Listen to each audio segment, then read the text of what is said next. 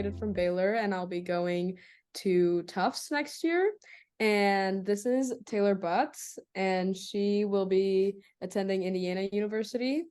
Hi And guys. and obviously we have David Wang, our incredible founder of Planet No.2.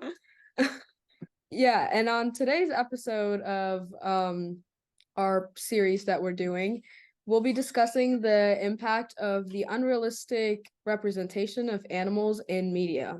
This is a growing phenomenon that has been observed by both conservation biology and psychology studies. And so we're going to talk a little bit about how this is affecting us and our future generation. First, we'll talk about how animals are presented by companies. Over the century, the growth in consumerism has led to a surge in the marketing and advertisement industry. And with that came the need for new logos and mascots for brands. These mascots and logos are usually different animals. And these mascots and logos use specific animals. And these animals are usually exotic animals like tigers, lions, giraffes, geckos, and etc. And the reason why these companies use these specific type of animals are because they are charismatic species, which is a term used by conservation biologists to refer to animals with the most appeal to humans, to attract the public interest for funding and campaigns and just attracting them to the brand, basically. And while all of this sounds like a normal and something that makes sense, this is there is like large underlying issue with this phenomenon. While these animals are the most charismatic and most adored by humans on a superficial level, they are in fact some of the most endangered animals.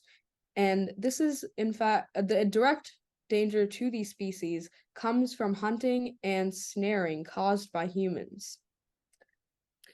This brings us to the next point as to how the representation has changed the way humans perceive them. The different ways these animals are portrayed affect our perception of whether or not these animals are extinct or not. Many psychology studies have shown that the abundance with which these animals are portrayed in media causes humans to interpret that as an abundance of these animals in the wild. So for instance, if you see so many lions, which was a lot of the literature that we found, it was the top rated animal. And so if you see so many of those, either that be through a stuffed animal or through a cartoon or even just a picture of one at the zoo, you automatically think that there's that much of them, the same amount of them in the wild. It is extremely important that we are conscious and able to distinguish between the media version of wildlife and the reality of the situation, that this is very misleading and not at all true. Just to add on to Taylor's point, Shreya, can we go back to last slide? Yeah.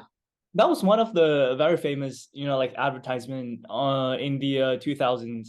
I think it's Nissan Leaf or Lyft. I forgot about the name of the car. That was one of the first, clean energy powered car in the market. And the advertisement was on, how this car is different from all the other, gas internal combustion engine cars.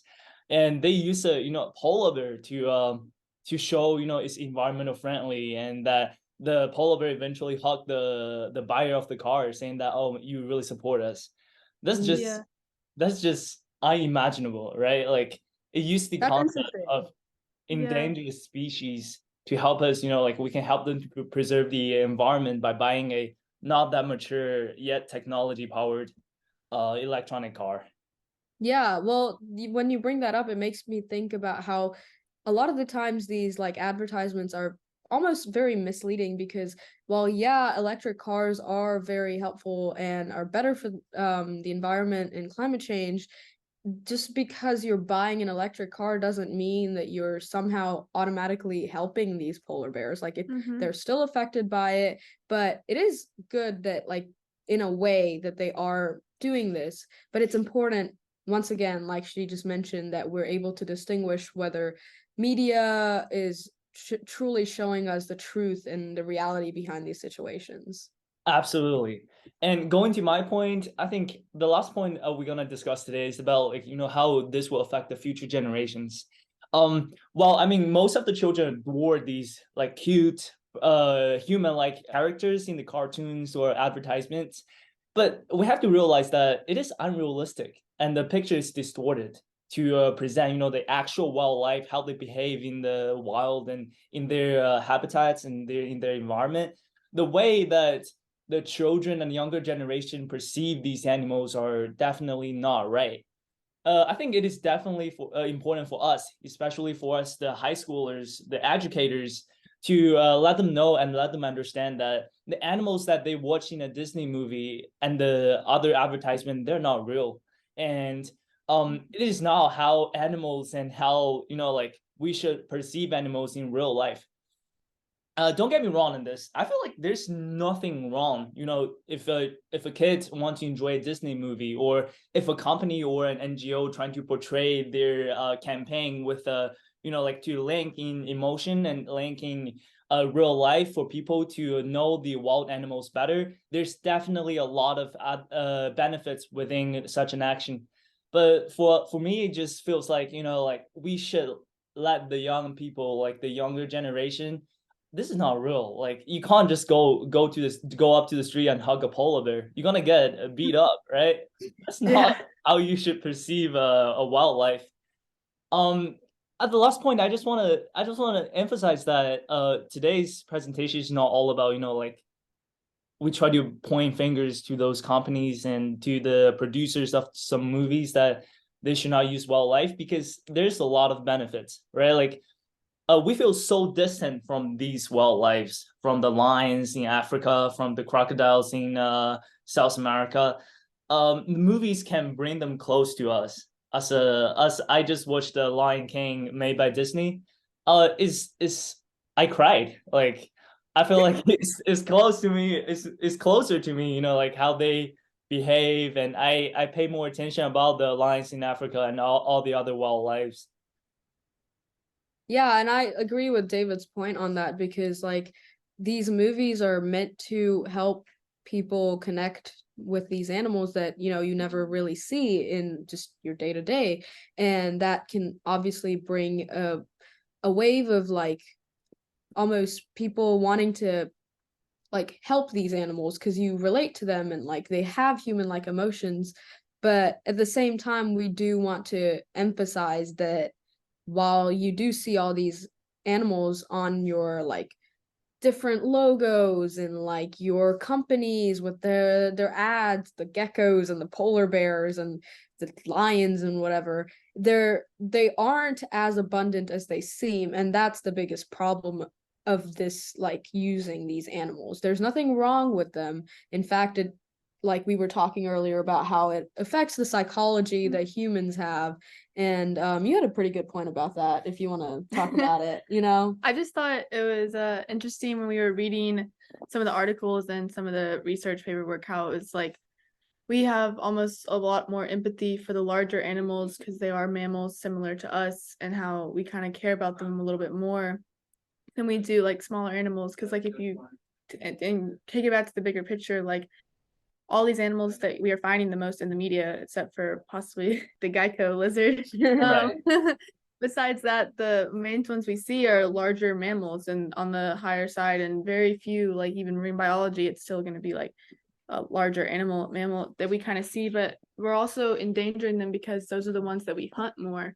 We hunt the larger animals, so we see them on like an empathetic level, as the fact that we are also mammals, but we also see them as kind of like a competitor in a lot of ways, and the fact that we are endangering them ourselves by killing most of them. So I don't know, I just thought it was interesting when we were reading those papers how our psychology like affects it's that. Like because it's like it's a similar creature to what we are as far as being like mammals altogether. But then like it does mean we need to also focus that even though we're seeing so much of these large mammals in the media, we also need to really like, okay, there's still a bunch of other animals and plants even to go into that are also used as like symbols that in the media that we also need to focus on.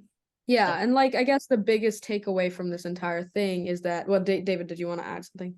Oh, it's all right. I just want to say, like, I absolutely agree with you said, because imagine there's an endangered spider species compared to a polar bear. Like, you would definitely go for a polar bear, like, no brainer, right? But they're basically have the similar ecological effect, like towards the environment. So yeah.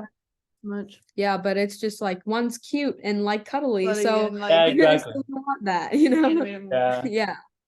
And but yeah, that's But then like think about like how like people's response to spiders and what was it, Charlotte's Web? yeah. Where like the spider's all of a sudden seen as like a fuzzy, loving creature Mhm. in the Right. media. So like, I mean, people after watching that movie, you kind of be like, oh, like don't hurt the cute little spider in Yeah. comparison to like how we treat it regularly. Yeah. So I guess like the moral of this entire episode is that don't hate on the media. There's nothing wrong with it. The companies are doing what they need to. That's just how our economy and our world works, you know. And many of the times these logos and like marketing and these movies are actually helpful, like with the way we perceive them. But the most important part of it is that we need to be able to distinguish it between what's real and what's fake from the media and what's being created. And that's the most important part of it. And just like how our whole purpose in this club is to, you know, spread awareness and knowledge, it's important to, you know, teach ourselves what's true, what's not, and how these things work, so we aren't just, you know, going into the world blind and not understanding how the beautiful flora and fauna of our planet works. And, you know, just to stay conscious, which is the most important part of, you know, making a change to helping climate change, you know. Educated you. Mhm. All right. Thank you so much, Shreya.